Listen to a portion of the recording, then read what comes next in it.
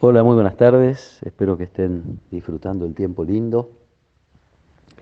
También podamos disfrutar este día donde de una manera u otra buscamos el bien, todos buscamos el bien para nuestro país y lo expresamos con nuestra participación en las elecciones. Vamos a ofrecerle a Dios este ratito de oración por nuestra patria y por el futuro de cada uno de nosotros y de las generaciones que vienen después. Compartimos un pasaje del Evangelio de San Marcos, estamos en el capítulo 8. Jesús salió con sus discípulos hacia los poblados de Cesarea de Filipo y en el camino les preguntó, ¿quién dice la gente que soy yo? Ellos le respondieron, algunos dicen que eres Juan el Bautista, otros Elías y otros alguno de los profetas. ¿Y ustedes quién dicen que soy yo? Pedro respondió, tú eres el Mesías. Jesús les ordenó terminantemente que no dijeran nada acerca de él y comenzó a enseñarles que el Hijo del Hombre debía sufrir mucho y ser rechazado por los ancianos, los sumos sacerdotes y los escribas, que debía ser condenado a muerte y resucitar después de 3 días. Y les hablaba de esto con toda claridad.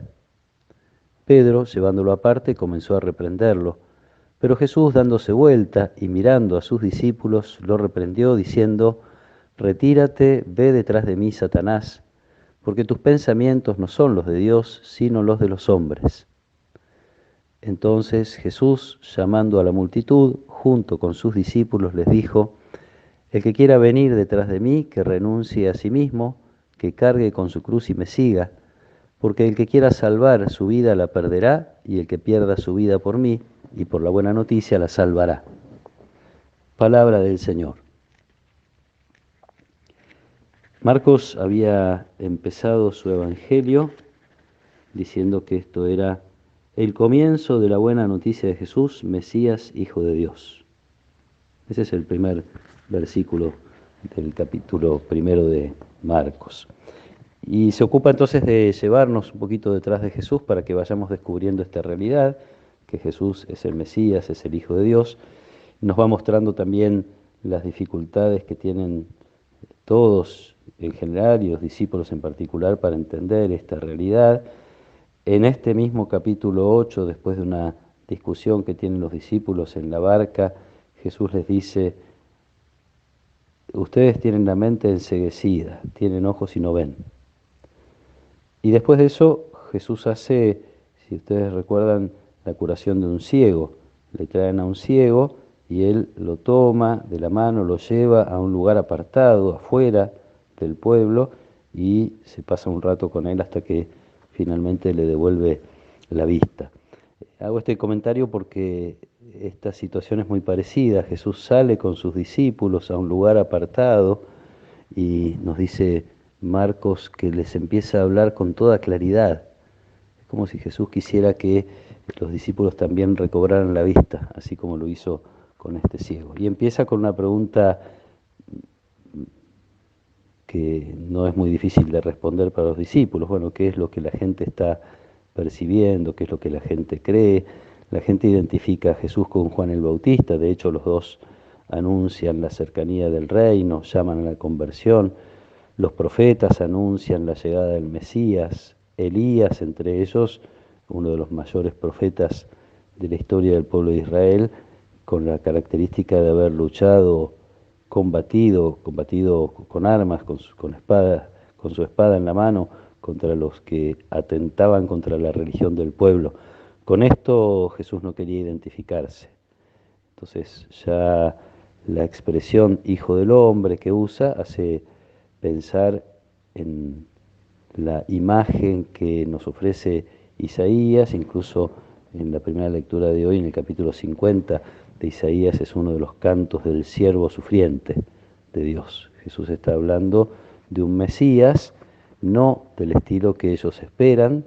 De hecho, Pedro se pone delante para convirtiéndose en un obstáculo para hacerle entender a Jesús, como si él fuera su maestro, se pone delante y Jesús le dice, no, tenés que ir detrás de mí, tenés que ser discípulo. Con esta expresión fuerte, retírate, ve detrás de mí, Satanás. ¿Por qué? Porque sus pensamientos no son los de Dios, está pensando en un Mesías vencedor, triunfante, como muchos otros, como todos los que cuando Jesús entra en Jerusalén aclaman, bendito el que viene, el Hijo de David. Mucha gente esperaba un Mesías que con poder expulsara al Imperio Romano, que no solo tenía el poder político, sino también que iba como socavando y destruyendo de a poco la religión del pueblo de Dios y sus costumbres. Entonces, Jesús, como digo, se lo lleva aparte y empieza dice, comienza a enseñarles por primera vez en la mitad del Evangelio de Marcos. Jesús habla claramente de esto que va a suceder y les va aclarando, les va, como decía, abriendo los ojos para que puedan entender esta realidad. Y después no solo a Pedro, ni siquiera solo a él y los discípulos, sino también a la multitud. Jesús llama a la multitud para decirle: el que quiera venir detrás de mí, que renuncie a sí mismo, que cargue con su cruz y me siga.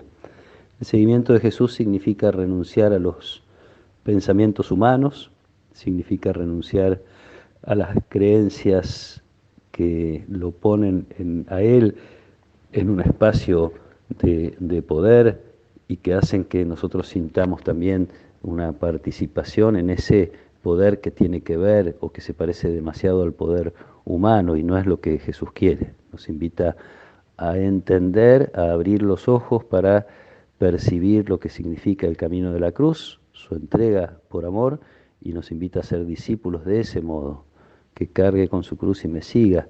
El que pierda su vida por mí y por la buena noticia la salvará. Una invitación fuerte de Jesús que nos vuelve como a poner en el camino del discípulo, también a nosotros se nos invita a ir detrás de él, siguiendo su camino, su misión, su vocación, y una invitación que me recuerda la necesidad que tenemos de esta experiencia con Jesús, así como hablábamos en estos días de la necesidad de hacer silencio, también esta necesidad de apartarnos con Jesús, de pedirle que Él en privado, como hizo con aquel ciego o como hizo con los discípulos en esta oportunidad, que en privado nos vaya como aclarando, nos vaya abriendo los ojos, nos haga entender también el sentido más último de nuestros sufrimientos y el sentido más profundo de nuestra entrega cotidiana, de nuestra búsqueda de hacer presente el reino de Dios en nuestra vida y en la vida de los demás. Con eso solo seguramente nos va a tocar padecer alguna cruz o alguna persecución. Que el Señor nos fortalezca en este camino, nos conceda tener la suficiente intimidad con Él como para estar fortalecidos en aquellos obstáculos que encontremos en el deseo y en la búsqueda de hacer la voluntad de Dios. Que el Señor los acompañe en esta tarde, que nos proteja y nos bendiga, en el nombre del Padre, y del Hijo, y del Espíritu Santo. Amén.